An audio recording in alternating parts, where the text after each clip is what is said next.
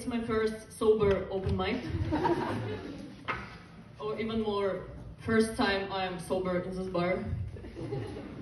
No more first sober Monday. So yeah, I hope I won't puke. It's a really strange feeling when you're doing something sober for the first time. I mean, something that you did always drunk before. For example, until last year, I never had sober sex. And I was really surprised when I found out that during the sex, all participants have to be awake. But I'm doing this open mic sober not because of this, but because of last open mic, last Tuesday. I mean, I got drunk and I made a lot of shit, yes. I tried to fuck Eesti kõige suurem komikud. He didn't agree, by the way. I mean, I won't discuss why now, but why? But I won't discuss why. Yes. And I flirted really aggressively, like, hello, wanna fuck? Why do you want to fuck me? Yes. And I'm happy that I'm a woman. Really, it's the best thing that could happen with me. Because if I would be a man and doing the same, I would be in prison now. In the same cell with Harvey Weinstein. Yeah. So I don't envy you boys. I mean, you're being too much while flirting, and it's already harassment. You're bad guys. I'm doing the same, and I'm open-minded feminist. Yes, but the result is always the same. No sex. But at least I always can get drunk. And last time I got drunk and I came home back, and it was long night, and I came like about 3 a.m. and I started to puke into my toilet, and I was like, why all my flatmates don't sleep? And next day I realized that I came back at 10:30. Thanks Corona. I mean, even Cinderella would like this life now. But I think it's the best pandemic gave us. Bars close at 10. It's perfect because I always want to sleep. I hate these parties at night because I want to sleep.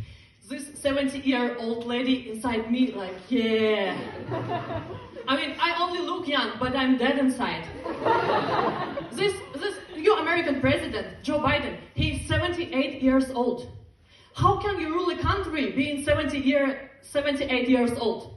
I mean, I'm 23 and I'm already tired. Really. That's why I always want to sleep, and perfect parties in my world start at 3 p.m. Yes. And do you remember this computer game, Sims? You could stop life there. And I would like to do the same in reality, but not to read all books or rob a bank. I would just sleep. And that's why I love this law that all bars close at 10, and even one night stands became better. Because before, you'll go into a bar and you meet a guy, and then it's already midnight, and you go into his place, it's already 1 a.m, and you start to fuck at 2 a.m. But you don't want to fuck at 2 a.m. You don't want to leave at 2 a.m. Nothing. And now it's cool. I mean, you leave bar at 10, and then you fuck before 11, and go to sleep like old married couple. Perfect. I love it. But my last one night stand didn't look like this. I mean, I met a guy on Tinder like about 6 months ago, and he wrote me every month like, wanna meet, when I always worked and couldn't meet. And then last month, we did it and met, and we went to a bar, and at 9:30 he said, okay, what are we doing now? Bar is closing. Bless it. Yes. And so I'm like, we can go to your place. And he said, yeah. But how to say, the place where I'm living, it's a little bit strange, unusual. And so I'm like, are you living in a field? Like bunker, I don't know, dormitory? What is it? And he said, no, it isn't so far, we can go there, and if you feel uncomfortable, you can leave. And I said, yes, okay, we can go there.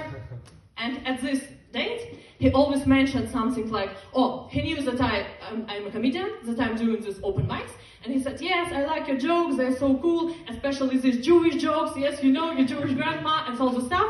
Yes, and we went there, we came there and it's Nazi community. I mean a real one with swastikas on the walls and Hitler's portrait.